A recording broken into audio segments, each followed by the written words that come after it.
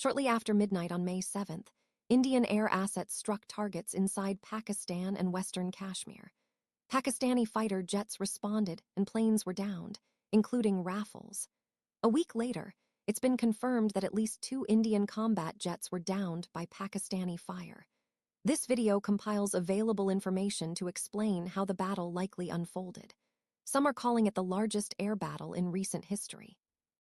We will present a plausible sequence of events, analyzing how and why India lost its prize Rafale aircraft to Chinese-made J-10 jets, and why this marks a pivotal moment in air combat history. So this much is known. Between 12:35 and 1:00 a.m. Pakistani time, munitions hit 14 target sets across 9 locations in Pakistan and Pakistani-controlled Kashmir. Most strikes were conducted by Indian Air Force aircraft launching near the border. Despite having ground-launch cruise missiles and longer-range options, India mostly used shorter-range weapons like French-made hammer bombs and Israeli spies bombs. According to Indian sources, India did employ some scalped cruise missiles from Rafales and a few air-launched BrahMos from Sukhais, but the bulk of the firepower came from cheaper guided bombs. India possibly viewed the operation as a limited punitive strike, not something that would cause Pakistan to respond, and thus chose not to deplete more costly weapons. Post-event reports, including a Pakistani military briefing, suggest the entire air operation spanned over an hour. However, this refers to the full engagement window from the moment Pakistan tracked the strike force assembly to the eventual aerial disengagement, not an hour of continuous missile fire. Before any bombs are launched, the strike package must be assembled. This includes bomb or missile-carrying aircraft, fighter escorts, possibly aircraft for suppressing enemy air defenses, and likely AWACS-type planes. These assets don't all come from the same base, so different types must be launched in coordination and grouped into large formations. Planes must stay somewhat spaced out, but close enough to protect each other. This coordination spanned a wide geographic area to cover all targets. According to the Pakistani military, initial Indian formations included 60 detected aircraft, increasing to 72 during the operation. CNN, citing Pakistani sources, reported up to 125 aircraft in the air at one point. The Pakistani briefing mentioned 72 Indian and 42 Pakistani planes, totaling 114. Depending on detection criteria and inclusion of support aircraft, the number might indeed have reached around 120. Indian formations appeared widely spread out.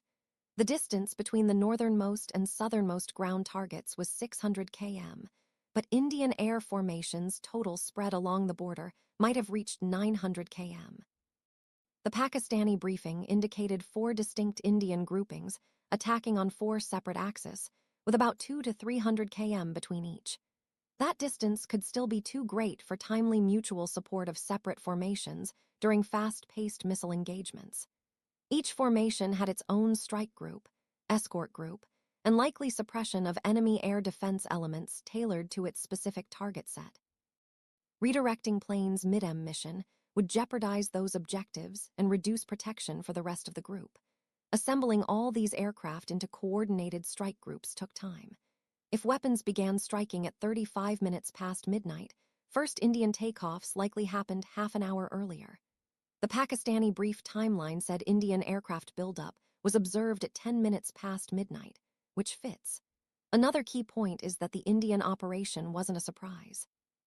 As early as April 29th, Pakistan's defense minister warned that Indian military action was imminent, repeating the claim on May 5th. Unconfirmed reports indicated that India had begun organizing aircraft days before the strikes, concentrating around 180 combat planes near the border. It appears India made little effort to conceal its intent to respond militarily to the April 22nd terrorist attack in Kashmir. It appears India even informed Pakistan it would strike what it considered terrorist camps. Such forewarning isn't unprecedented, as it can reduce risks between countries. India's large air formations may have been both a show of force and a political message. Perhaps it hoped that by telegraphing its intent and avoiding border crossings, Pakistan would avoid retaliation. Of course, all this remains speculation. What's certain is that Pakistan knew an attack was coming. It maintained continuous air patrols, including AWACS, and kept its most advanced fighters on high alert, ready to launch within minutes. The Indian operation seemed designed as a one-time punitive strike, not a part of a broader military effort. If a wider conflict had been anticipated, India would have repositioned more units, reinforced its front, and used air bases deeper inside its territory. Instead, India appeared not to expect serious resistance. Aircraft launched from peacetime bases located quite close to the border and assembled their strike formations in air immediately before the operation. India's 2 Rafale units and many other participating squadrons are based close to the border, typically 100 to 200 km away or less. Now observe western India's flat terrain from the Thar Desert in Rajasthan to Punjab's fields. It's ideal for long-range surveillance due to minimal ground clutter. As soon as Indian planes took off and gained some altitude, it's likely Pakistani AWACS tracked them. Pakistan operates 9 Swedish eyes. SAB's promo materials from the 2000s suggested its radars can detect low-flying cruise missiles from 180 km away, and fighter jets have an order of magnitude bigger radar returns. This makes it plausible Pakistani AWACS could detect Indian jets from 300-plus kilometers. As Indian sorties increased, Pakistani AWACS likely moved to safer airspace deeper inside Pakistan. According to the Pakistani military, their interception force began taking off at 12:23. By 12:30, 4 Indian strike packages were assembled and ready. Given their proximity to the border, strikes began within minutes. Pakistan claimed to identify 14 Rafales in the Indian force, 39% of India's Rafale fleet, though that number isn't confirmed. We can't know how many Indian planes were tasked to do air combat, but based on the number of ground targets and weapon impacts, about 2 dozen. It's reasonable that at least a dozen Indian planes were assigned precision ground strikes. Images exist of Sculp EG and air-launched BrahMos missile parts in the fields. BrahMos is huge, with just one carried pursue 30 Sculpt missile remains, suggest at least some didn't reach targets. Basically, all those required a few additional air-to-ground configured planes.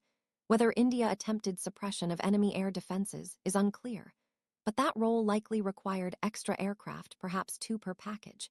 It's thus plausible that 2 dozen Indian planes weren't configured for air-to-air roles, suggesting 36 to 48 being assigned to fighter escort. With 4 separate groups, that equates to just 12 fighters per group.